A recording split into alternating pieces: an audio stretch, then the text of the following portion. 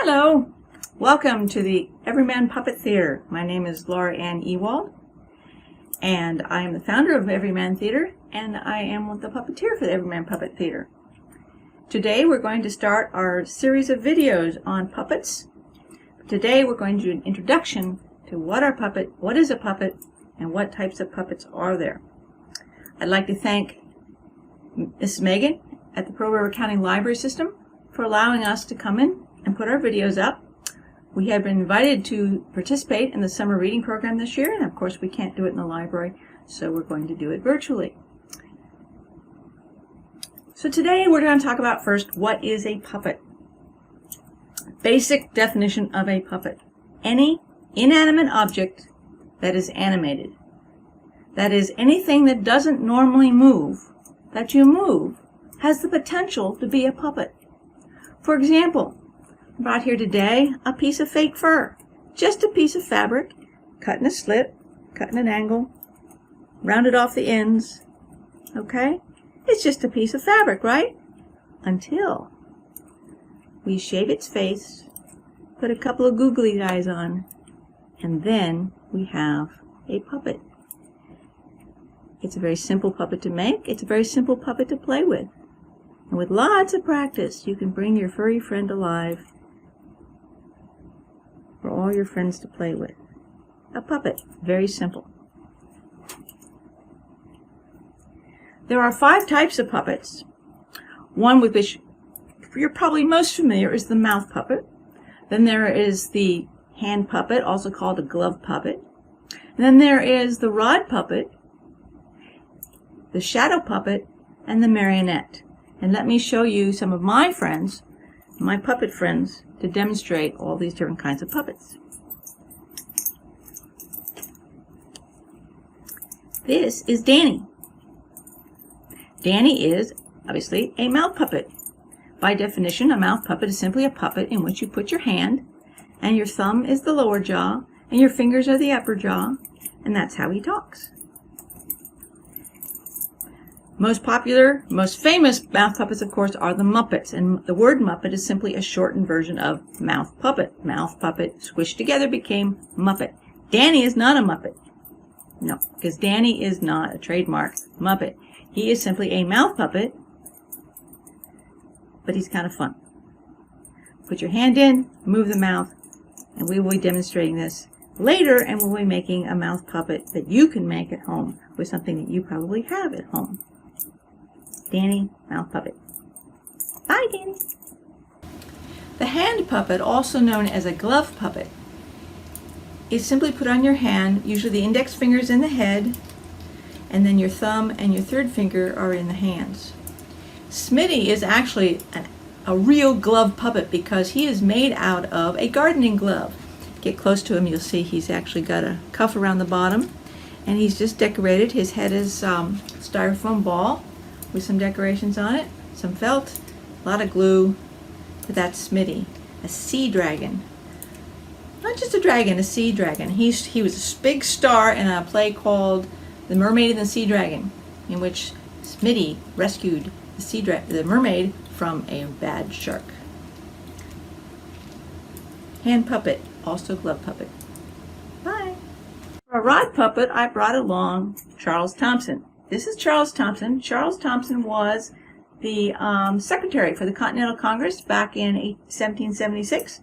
He is the one that would have read the Declaration of Independence to the Congress, and he's got a copy of it here that he's reading. He was created for a 4th of July presentation that we did on the Declaration of Independence.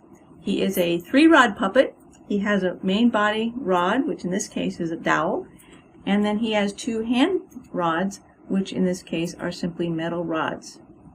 Now, you may remember in the Muppet Show, think about all the Muppets that are mouth puppets, because they do this, but they also have arms that move.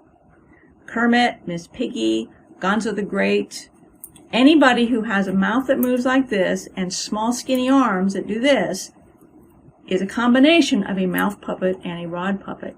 In this case, he is just a rod puppet. Rod puppets do not have to be as fancy as Charles Thompson. Instead, you can have something very simple. This is a peekaboo puppet, and this is one we're going to be making later this summer. Is a tin can and an athletic sock and some fabric paint, a little fake fur, a little ribbon, and we get peekaboo, a simple single rod puppet. And everything you see on here that's color is either the fabric paint on his can and on his hands and his face, or he's got a ribbon around his neck. His hair is simply some chunk of fake fur that's glued on. His ears are not attached to him. His ears are what happens when you put a small ball into the toe of a big sock, and you actually get something sticking out. And so I just painted them to make them ears. So this is a very simple rod puppet. They're fun to play with because you can do peekaboo. And so we'll be making one of these later in the summer. Rod puppets can also be all sorts of combinations of things. This is my smallest puppet. This is my inchworm. He's not very big. He's simply some yarn knitted together in a chain. And he has 2 eyeballs, sequins and googly eyes, and then 2 little sticks that are glued on. And he can walk along and be a little inchworm. And you can see by the size of my hand, he's just not very big. He's just a little bitty little bitty worm.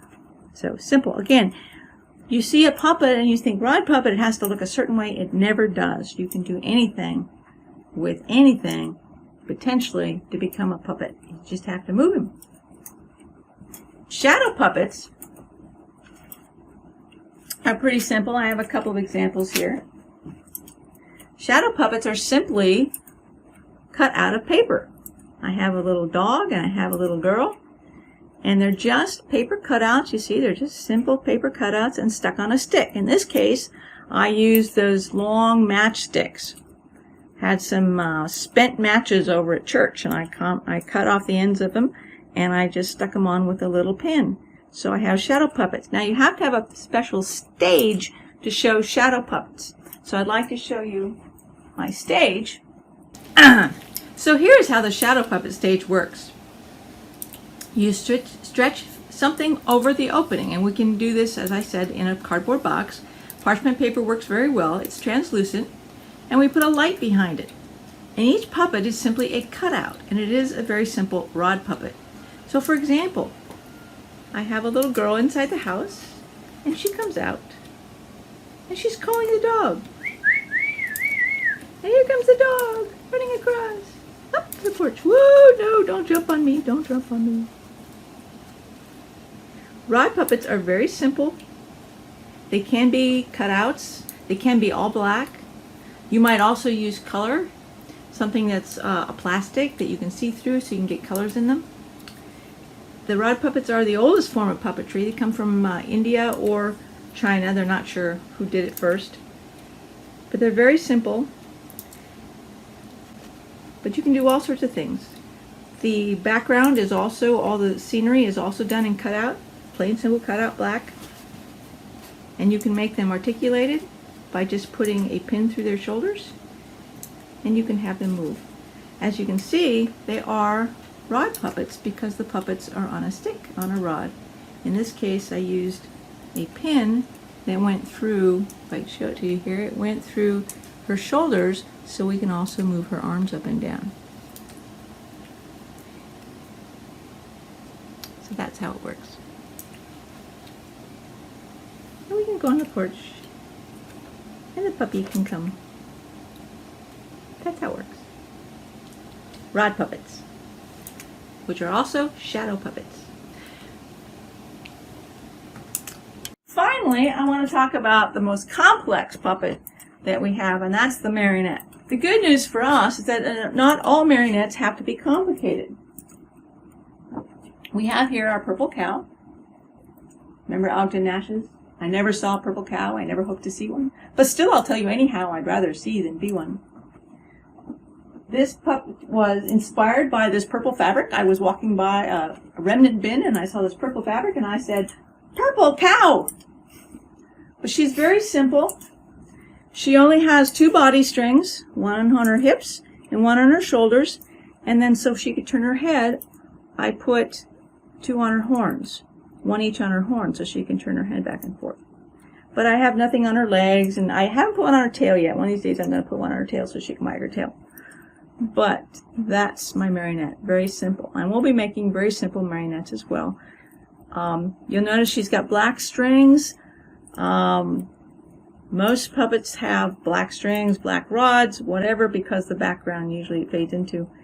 And so it depends on where you're going to perform them. But if you're just making one, here's my purple cow. She doesn't have a name, so we'll have to have a contest to name the purple cow. So that's an introduction to puppets and puppet theater. And we have 5 types of puppets, as I said. We have the mouth puppet. We have the hand puppet, or the glove puppet. We have the rod puppet. We have the shadow puppet. And we have the marionette.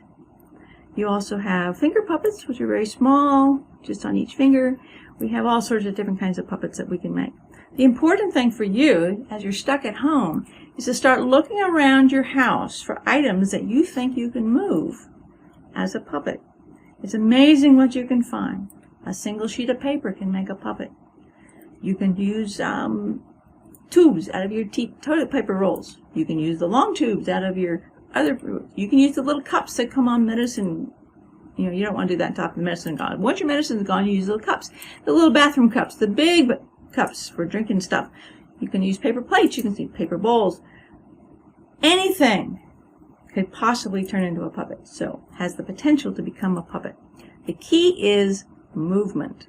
Putting things together so that they can be moved, because that is what makes it a puppet.